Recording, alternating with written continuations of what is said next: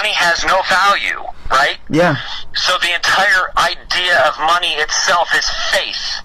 That you have faith in it, which is why it says in God we trust, right? You have faith that it has value. It's a piece of paper with ink.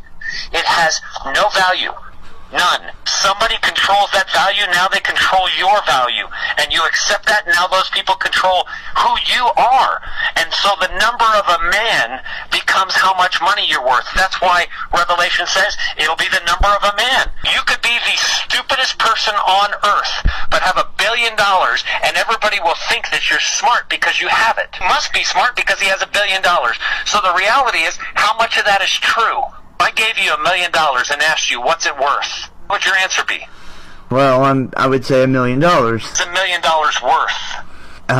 It's worth nothing, really. I mean, it's... That's the idea. Do you see what I'm saying? Is that you go, it's worth $1 million. So the value that has been placed on it by the institutions of the world become what you believe in.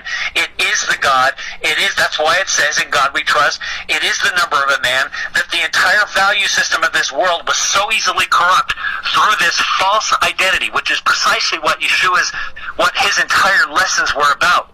When they came and asked him if they could pay taxes. It's called precious metals for a reason. Okay, so a 46 BC coin is tiny. Now the coin that is Caesar is big. It's bigger, even bigger than a quarter. Okay, yeah. But it's worth nothing. It's a bunch of worthless metals that are combined. So they created the illusion. So literally a fiat currency was introduced by the Romans at that time. Take that coin that he was saying. Now, he told you to give that back. He didn't say to pay taxes. He said to give it to Caesar because it's Caesar's. Yeah. Because that's Caesar's value, right? Yeah. Now, here's the thing. The Jews are the ones that created the banking system then. They were the ones. That's why he was turning over money changer tables in the temple. They had turned the temples into banks, which is precisely what the churches and the banks are today. They are temples. Look at the banks, and you'll see that those banks, when you look at an image of a bank, I mean, right now they'll make them of brick and they'll disguise what they are. But if you look up and you get like or look at the White House, look at every government building, every single one of them with the columns and the pillars, all the pagan institutions, all of them are literally banks. Yeah. They're showing you these pillars and the columns. You know, you can look up, get an icon of a bank. It's going to show the pillars, right? You're going to see a bank, and you know what a bank is by that image, by that icon. Imagery is everything. You're going to recognize that that's a temple.